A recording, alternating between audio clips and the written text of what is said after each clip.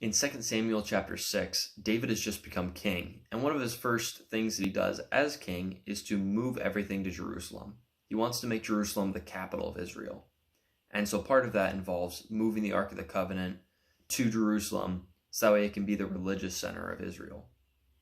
And as David is doing this, he does it in a way that doesn't please God. Instead of moving the Ark of the Covenant as it's commanded in the law, that it's supposed to be moved by hand by the Levites, David puts it on a cart and they carry it that way to Jerusalem. And they're all celebrating because they're excited and they think they're doing what God wants, and they're moving the Ark of the Covenant to Jerusalem, and it's this great, fantastic celebration.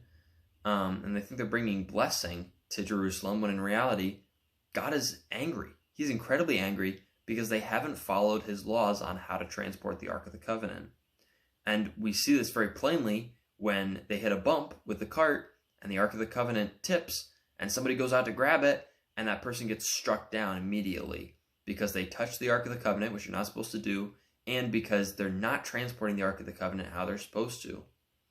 And so David says, uh-oh, and he leaves the Ark of the Covenant somewhere nearby for 3 months.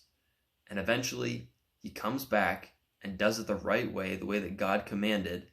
And after he does it that way, he immediately starts rejoicing all the more because he finally has the Lord's blessing and he's finally doing it the right way.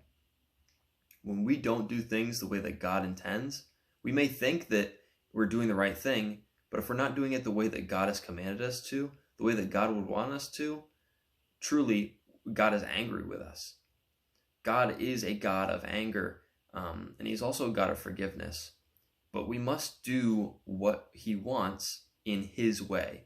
Even if it's not simple, even if it's not easy, we need to do what he wants, how he wants, or else we will not have God's blessing.